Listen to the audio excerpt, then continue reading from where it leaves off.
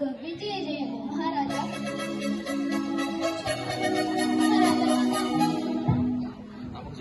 శాస్త్రులారా, సకల నక్షత్ర శాస్త్ర ప్రారంభకులారా, ఆకాశమున తూర్పు దిక్కున ఒక వింత నక్షత్రం ఉదయించుడు కదా. ఆ వింత నక్షత్రము తూర్పు దిక్కున ఉదయించడం కారణమేమని మీ గ్రంథాలను పరిశీలించి చెప్పగలరా?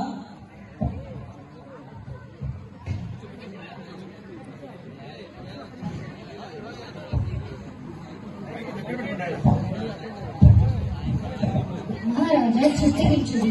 మీకా ప్రవక్త ఈ విధంగా ప్రవచించాడు. యూదా దేశం బెట్లైన కానీ యూదా ప్రధానులు ఎంత మాత్రం అల్పమైన దానవు కావు. ఇశ్రాయేలు నా ప్రజలను పాలించు అధిపతి నీలో నుండి వచ్చును. మహాప్రభు చిత్తగించుడి, యెషయా ప్రవక్త మాటలు ఆలకించుడి. ఇదిగో కన్యక గర్భవతి అయి కుమారుని కనును, ఆయనకు ఇమ్మానుయేలు అని పేరు పెట్టబడును. కావున ఆ మహనీయుడు యూదయ బెత్లెహేములోనే జన్మించిండును. శాస్త్రులారా, మీరిక వెళ్ళవచ్చును.